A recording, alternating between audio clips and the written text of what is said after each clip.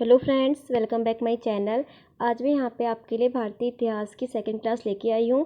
तो चलिए शुरू करते हैं। हमारा जो पहला प्रश्न है वो है, योग दर्शन के प्रतिपादक कौन थे। तो योग दर्शन के जो प्रतिपादक थे वो थे कौन? पतंजलि। तो इसका जो राइट आंसर है वो ऑप्शन नंबर ए, यानी कि पतंजलि क्या थे? योग दर्शन के प्रतिपादक थे।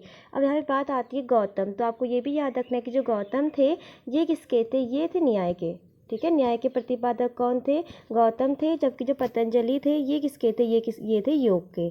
ठीक है, अगला प्रश्न है यहाँ पे, चंद्रगुप्त मौर्य को जैन धर्म की दीक्षा किसने दी? तो चंद्रगुप्त मौर्य को जो जैन धर्म की दीक्षा दी थी ये दी थी किसने? भद्रबाहु ने। ठीक है, और चंद्रगुप्त मौर्य ने संलेखना विधि से क्या किए थे? अपने जो प्राण त्यागे थे वो कहाँ? वो त्यागे थे कहाँ?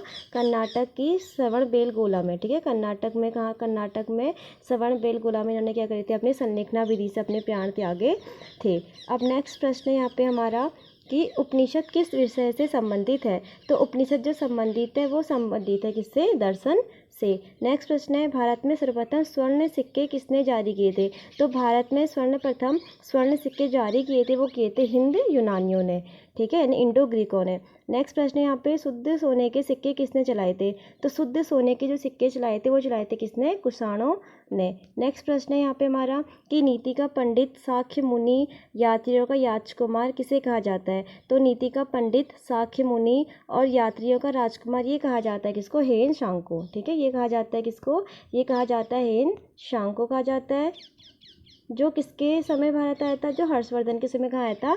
भारत आया था। नेक्स्ट प्रश्न है, सर्वाधिक स्वर्ण मुद्रा जारी करने वाला वंश कौन सा था?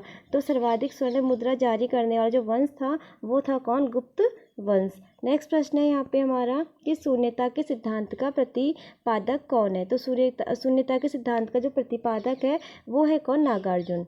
ठीक है, नेक्स्ट प्रश्न है, बौद्ध धर्म की स्थापना किस शताब्दी में हुई? तो बौद्ध धर्म की जो स्थापना हुई थी वो हुई थी 6ठी शताब्दी ईसा पूर्व। अंतिम प्रश्न है, गुप्त शासक चांदी के सिक्कों को क्या कहते थे? तो गुप्त शासक चांदी के सिक्कों को कहते थे रूपक। तो ये थे आज के हमारे 10 महत्वपूर्ण प्रश्न। उम्मीद करते हैं कि आपको प्रश्न पसंद आए होंगे। अगर आपको पसंद